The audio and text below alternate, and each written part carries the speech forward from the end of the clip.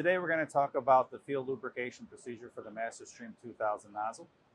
This might be needed if you notice things starting to stick, like when you're changing from your fog to straight stream, or if you're changing your pressure control setting on the front end.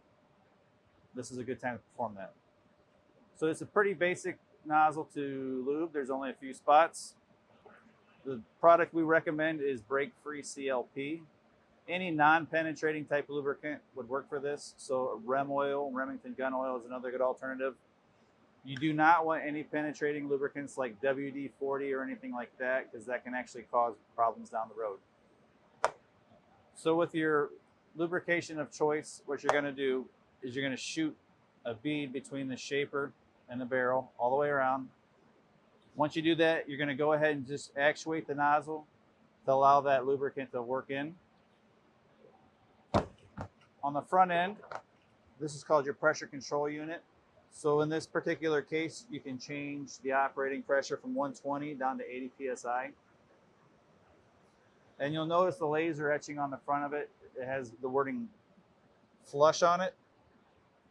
To do the flush procedure, you're simply going to unthread this front end and separate it.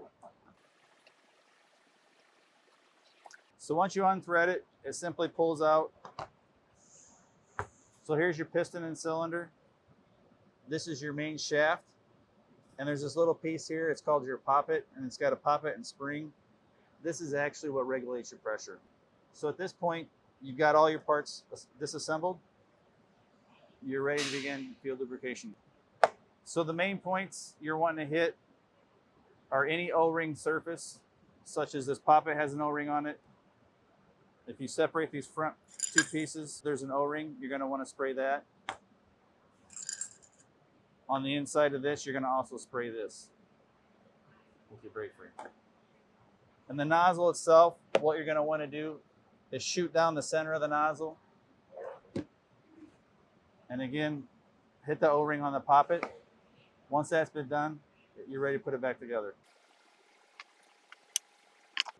So then you simply thread this on until it bottoms out and stops, and that's it.